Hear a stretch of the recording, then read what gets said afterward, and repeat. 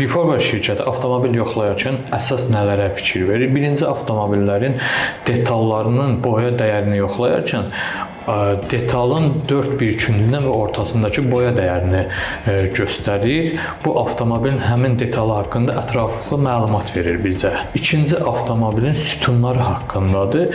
Avtomobilin sütunlarında boya dəyəri normaldırsa, bu demək ki, avtomobil qəzalı deyil.